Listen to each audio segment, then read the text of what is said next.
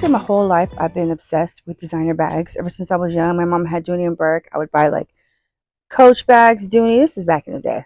I didn't really know about Chanel, but if I would have known about Chanel, I probably would have tried to buy that too. But ever since I was like in my 20s, 30s, 40s, I always had nice bags. And then like in my late, well, I'm 47, so in my 40s, I got like an addiction, a bag and wallet addiction.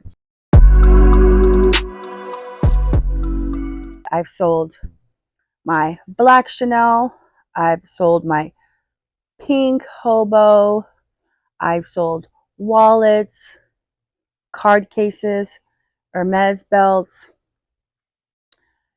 Saint Laurent belts, Saint Laurent bags, more Chanel bags, more wallets to buy this and to buy this. So, I'm in California. I'm a San Francisco native, and real estate always seemed out of my reach. Even though we bought this house, we have some land, like investment property, becoming a landlord seemed completely out of reach. And then we started exploring other places. I sold all my bags to buy this first one, and it was like 30,000. It's a complete gut remodel. It needs new everything. And then I used some of that money to buy the other duplex, which is plug and play. It has everything brand new: windows, roof, siding, um, everything new. So it was a smart investment. But so the property back east that I used most of the funds to buy because it was a cash deal. We started getting letters from the city. Actually, I'm burning up hot right here. I don't know if I could sit here. Okay, so we started getting letters from the city. Like, there's trash in front. You need to mow the lawn. What are you going to do with this house? So it's like all this pressure on us. My husband's going there for court after court after court. And nothing's good enough. It's like, mind you, this property has been sit because there was a fire. The front house burned down, took out the neighbor's house with it. The back house was left, but then there was damage to the roof in the back house. It's like an ADU. So then the whole inside is just like so much water and snow, kind of like ruined the inside. So anyways, the city's like, what are you going to do? This property's in disrepair. Okay, the property's been in disrepair for the last 25 years. How come when some new owners from California buy it, you want us to like fix it up overnight? Why you didn't talk to the last owners to fix it up overnight, So anyways, we're like, okay, we're going to appease them. We're going to buy a new roof. So I sold some things, sold some more wallets, and now we have the money to buy the new roof. I had some in savings, but I don't want to use everything that I had. So I figured these items are in my closet. So I do think they can be an investment, not because you're going to flip your money, but when you need to pull out some money, you can always turn to your bags. You know what I'm saying? If you need a cool $10,000, cool $5,000, you can turn to your bags. That's pretty much what I did. But I think it's way smarter because property is going to gain equity. You can always throw a couple kids in one of your properties. If they go to school out there, they can live there for pennies. So I definitely think buying property with your luxury goods is a super smart investment.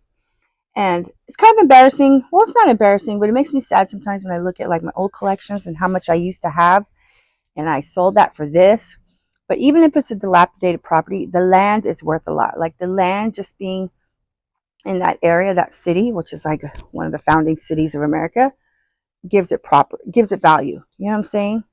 Like my house out here, I'm in a lower valued area of California, so you can get like a big house for not that much money. But out there, we picked a really good spot where the land is going to appreciate, and we're going to get some good equity. But I did want to show you, I did buy another bag this week. Hold on. I bought this bag. Okay, it was $1,000 used. I mean, you can see some staining in the vachetta, but I've also purchased some. Oh, I've also purchased some Hermes sandals from the same company. It's in Canada. It's like a consignment store. So I got this. They did wrap these to protect them, but I think it's cute.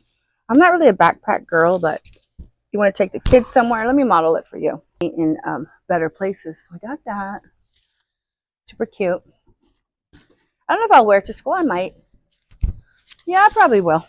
But I want to share with you a little garden update. But first, let me show you what I got. Oh, I got these from the Dollar Tree. lashes. But I got some giant zinnias, wildflower. Are they wildflowers? California Giants mix. So I'm going to sprinkle these in. Some crazy cosmos and some purple coneflower, which will look pretty. You got to be very patient. And one thing I'm not is patient. Then I got some heirloom chilies. I already have a bunch of chilies growing, but I'm going to start with seed starting greenhouse. I've never done this before, but you sprinkle some seeds. I also have some asparagus. So we're going to get those in the ground. So let me show you guys my veggie garden. Okay. So my veggie garden is over here. Now, to me, this weight pile is a bunch of wasted space. So we're going to figure out what to do with this section. But for now, I just planted my veggies over here. So this is a flower. As you can see, it's going to get a bunch of, it started with just like one, and now it's going to have so many pretty flowers on this. I don't know what it's called. But I have my bougainvillea here, which is about to flower again. I have some lettuces. I'm not sure what this tree is. I forget. I hope it's a lemon tree. I don't know. I have some mint, which isn't doing very good. But I have all these peppers, basil, tomato, and celery. So let's see if we have any peppers coming on this one. Oh yeah, right here, look. See this baby? This is jalapeno. And then I have one of them is pepperoncini. And I have some habanero that's going to grow. So I'm excited. I love spicy food. And I do pull the celery a lot, but now it's gone to flower. So I think, I don't know what's going to happen. It may come back in a few months. I'm not sure. I'm a beginning gardener, but I added all this black mulch just to polish it up. And later on, you're going to come with me today. We're going to get a tree, I think a pomegranate tree. But right here, I can't plant anything deep because if it has invasive roots, it'll ruin the pole pipes. So I can only plant shallow things like roses. But what I do plan on is having my husband construct me another planter box. See, my husband built these decks, and he also built the planter box. And he's actually going to probably start his own little business making planter boxes, but he's so busy, I don't know how he's going to have the time. But this is my only gardening area, this little stretch. So I don't know what I have going here. Just some boxwoods. I'm waiting for the planter boxes to come because we have the irrigation going into the planter boxes, but I have a bower plant. This one's not doing too good right here. I think I have a lot of bower plants. I could at some point take them out and put them along this trellis. I have this beautiful jasmine. Oh, it smells so good. And then I have a bower plant again. I didn't realize I have so many, but you can already smell the jasmine. It smells so good. So I might transplant all the bowers and put them against this wall. Or I can leave them where they are. Make some sort of like trellis on the wall, and they can just extend and climb over the wall. Okay, so I have another jasmine. This is a gardenia, and by the way, it smells, well, it doesn't smell yet, but it's gonna smell really good. Should probably take this off. It does smell. Even the dead one smells good. So I have boxwoods, more flowers. So my roses are starting to come. So I probably will pick up a rose bush today and another pomegranate tree. Rose bush and a pomegranate tree. But my favorite roses are actually these long stem ones. And when I go to the flower store, there's not a lot of long stem roses available. I got this on Facebook Marketplace.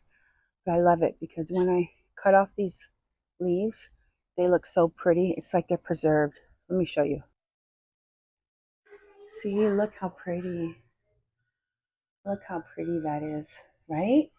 That's why I love roses in the garden. Okay, it's Friday, my day off. Let's take a trip to the nursery and see what we can get for the garden.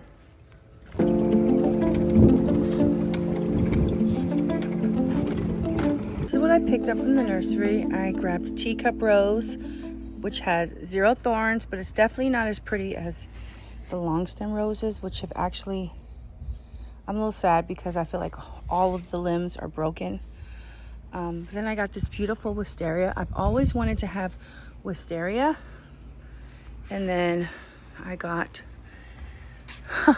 this rose tree, which is gonna be sick. Gotta straighten it up. And then I got this one, which is called the red bum. I think it'll be nice to have some red flowering tree in my backyard, and all that, most of the stuff is gonna go over there. Okay guys, I'm gonna end the video there. Oh, I forgot to show you my other grassy patch, but I think I'm gonna go have a swim. And then we are gonna plant everything tomorrow on the next video.